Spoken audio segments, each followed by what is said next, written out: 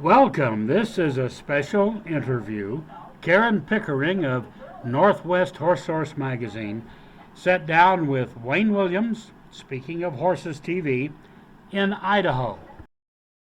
Good morning. We're here at the Idaho Horse Expo at the Idaho Horse Park in Nampa, Idaho, and I'm here with Wayne Williams of Speaking of Horses, and I'm Karen Pickering, Northwest Horse Source. And today, Wayne, I want to ask you about your speaking career, how you got started, and all the fabulous history that's in your head. And tell us a little bit about how you came to do what you're doing right now. Well, actually, I started out, I was going to be the world's greatest DJ. Okay? I went into radio and totally, loved trying to do radio. Did it for a few years with no money. If you're in radio, you either make nothing, like minimum wage, or you make big money, but there is no middle, okay? Yeah. So finally I had to get into another field, but I always had horses. So I started announcing horse shows and things kind of on the side. And it just grew from there, and I eventually got involved at the Midwest Horse Fair and then at Equitana USA when it was still in Louisville, and got to working with a lot of the clinicians. Whenever they would be somewhere, they'd say, you need to get this guy be the announcer. And I never really advertised, it just kind of grew out of it. So I've been a pretty lucky individual. Well, yeah, and I met you because you have been an announcer at so many of the expos, which is kind of exciting, and I was always impressed with your knowledge. And you need to tell a little bit about my misconception about Roy Rogers, thinking Will Rogers was Roy Rogers. Well, just recently, in March of 2024, I was at the Palomino Horse Breeders Association National Convention in Tulsa. I've always been a fan of Will Rogers. Now, Will Rogers goes back to 1900. He was in a Wild West show as a trick roper called the Cherokee Kid.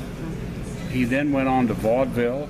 He was in the Ziegfeld Follies as an act between, set changes. He did vaudeville. He did all kinds of silent movies. And then in the 30s, he did a lot of talking motion pictures before he got killed in a plane crash in Alaska in 1935. But he was quite the humorist. When he died, he had the #1 syndicated column in newspapers in the country, Will Rogers Says. He had a radio show. He did 15 minutes on the radio twice a week. Will Rogers Comments. He would just comment on the news off the top of his head. He was a top 10 box office draw for movies. So he was a top radio, top movie, top columnist, and very much in demand to public speak. He would do speaking engagements all around the country. And through the Depression in the early 30s, he was literally the voice of the common man with all the plight that was, plaguing people during the Depression. But I was at the museum just a month ago, which is in Claremore, Oklahoma, 20 miles northeast of Tulsa, right on old Route 66. That's where he was from. Actually, he was from a little town called Oologah, Oklahoma, but nobody could pronounce it, so he told them he was from Claremore, because they could say that. Yeah, yeah. But the guy that's the curator of the museum, Tad Jones, said it's amazing how many people show up here and want to know where Trigger is. Because they haven't made the distinction. I mean, Roy Rogers himself was born in 1911. Roy would be 113 were he alive. Yeah. That's scary unto itself. Yeah. Will Rogers was born in 1879, so you know how old he would be, okay? But the people just don't relate it.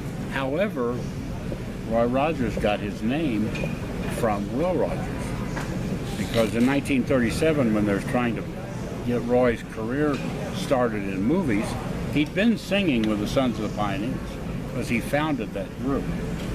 But his real name was Leonard Sly. They said, that's never going to go on a marquee. Right. And Will Rogers had only been dead maybe a year or so, and it was still heavy in the news.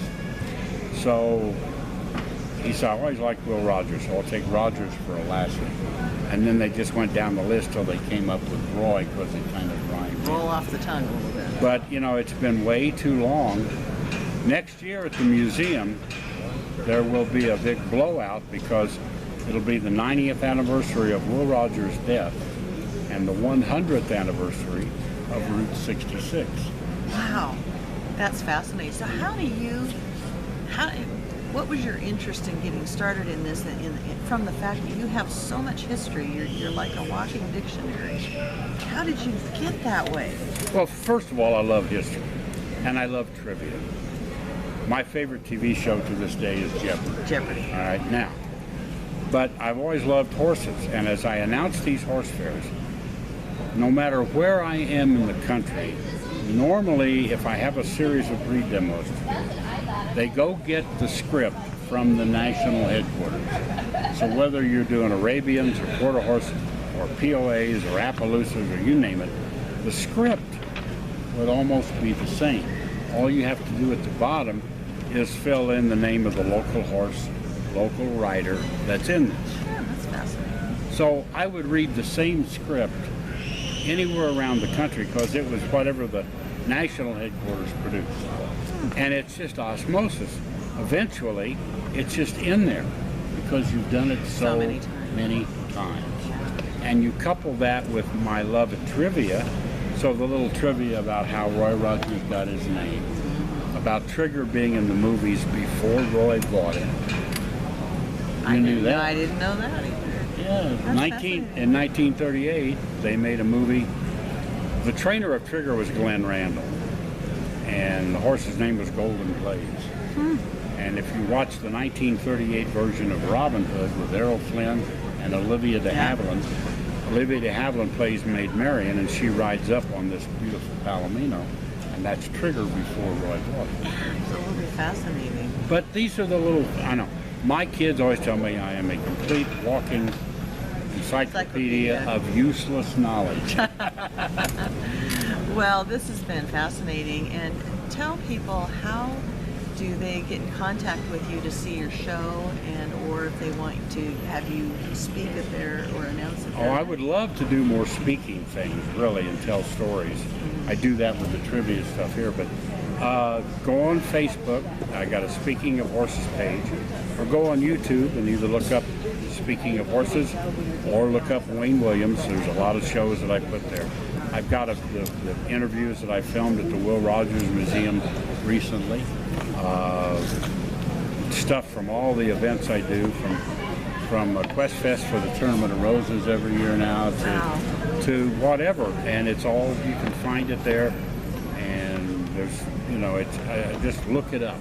It's there. That's fascinating. Well, thank you for sharing a little bit of trivia with our viewers, and you'll be able to find this interview on nwhorsesource.com and or our Facebook page.